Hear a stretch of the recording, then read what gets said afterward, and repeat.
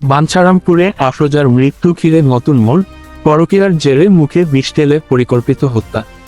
বোনদের আহাজারি, স্বামী টগর পলাতক। এখন শুনবেন বিস্তারিত। বাঞ্ছারামপুর প্রতিনিধি।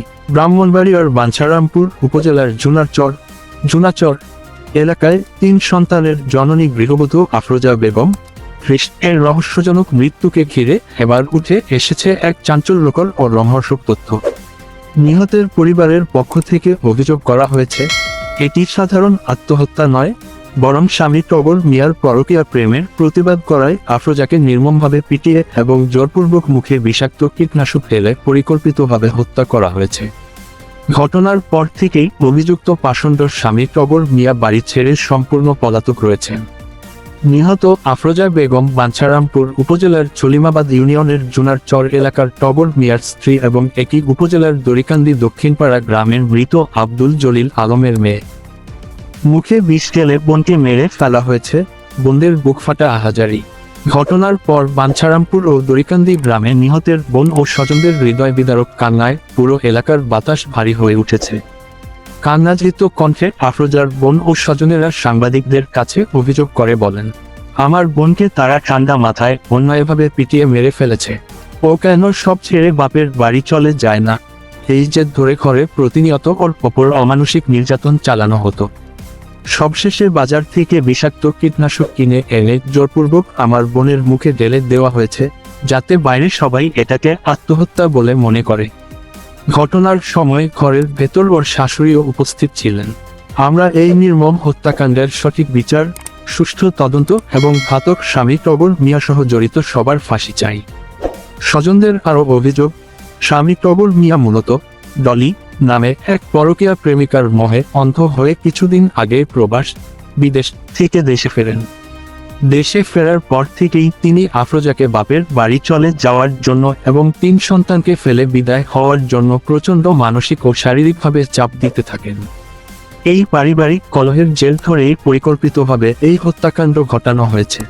আফরোজার নিথর দেহে ও গলায় মারধরের ও আঘাতের স্পষ্ট কালো দাগ ছিল বলেও দাবি করেন তার বোন। আত্মহত্যার দাবি শ্বশুরবাড়ির, শুক্রবার বসার কথা ছিল সালিশ। অন্যদিকে স্বামী টগর মিয়ার পরিবারের পক্ষ থেকে হত্যাকাণ্ডের এই অভিযোগ সম্পূর্ণ অস্বীকার করা হচ্ছে। তাদের দাবি, কোনো পারিবারিক নির্যাতনের ঘটনা ঘটেনি, বরং মানসিক জিদ ও পারিবারিক সামান্য কলহের জেরে আফরোজা নিজেই কীটনাশক পান করে আত্মহত্যা করেছেন। টগর মিয়ার ভাইয়ের ভাষ্যমতে, স্বামী স্ত্রীর মধ্যকার চলমান বিরোধ মেটানোর জন্য আগামী শুক্রবার উভয় পক্ষকে নিয়ে এলাকায় একটি সালিশ বৈঠকে বসার কথা চূড়ান্ত হয়েছিল। কিন্তু ঘটনার দিন দুপুরে আফরোজা হঠাৎ আমার ঘরে এসে তার ছোট দুধের সন্তানটিকে আমার কোলে তুলে দেয়। যাওয়ার সময় শুধু বলে যায়, ভাই, এই বাচ্চাটিকে আপনার দায়িত্বে রেখে গেলাম। এর কিছুক্ষণ পরে সে নিজের ঘরে গিয়ে বিষপান করে ঢলে পড়ে। তবে এলাকায় টগর মিয়ার সাথে অন্য এক নারীর একাধিক অতি ঘনিষ্ঠ ছবি ও মোবাইল চ্যাটিংয়ের রেকর্ড ফাঁস হওয়ায় পরকীয়ার বিষয়টি এখন বাঞ্ছারামপুর জুড়ে টক অব দ্য টাউনে পরিণত হয়েছে। ময়নাতদন্তের রিপোর্ট ও পুলিশের তৎপরতা। এই ন্যাক্কারজনক ও রহস্যজনক ঘটনার পেছনে পরকীয়ার স্পষ্ট প্রমাণ এবং পরিকল্পিত হত্যার অভিযোগ ওঠার পর বাঞ্ছারামপুর থানা পুলিশ সর্বোচ্চ তৎপরতা শুরু করেছে। পুলিশ ইতিমধ্যে এই গৃহবধূর লাশ উদ্ধার করে সুরথাল শেষে ময়নাতদন্তের পোস্টমর্টেম জন্য ব্রাহ্মণবাড়িয়া 250 শয্যা বিশিষ্ট জেনারেল হাসপাতালের মর্গে পাঠিয়েছে। ঘটনার মূল রহস্য উদ্ঘাটন এবং পলাতক স্বামী টগর মিয়াকে গ্রেফতার করতে পুলিশের বিশেষ অভিযান অব্যাহত রয়েছে। আইন শৃঙ্খলা, নারী অধিকার ও ক্রাইম ফলো আপ ডেস্ক, 16 জুলাই 2026। পরকীয়ার জেরে এভাবে একটি জলজ্যান্ত প্রাণ কেড়ে নেওয়ার অভিযোগ অত্যন্ত গুরুতর ও বেদনাদায়ক।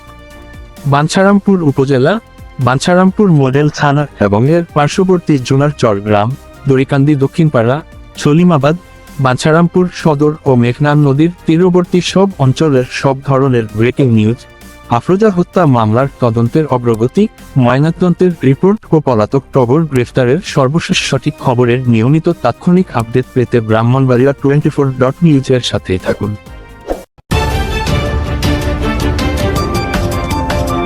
ব্রাহ্মণবাড়িয়া 24.news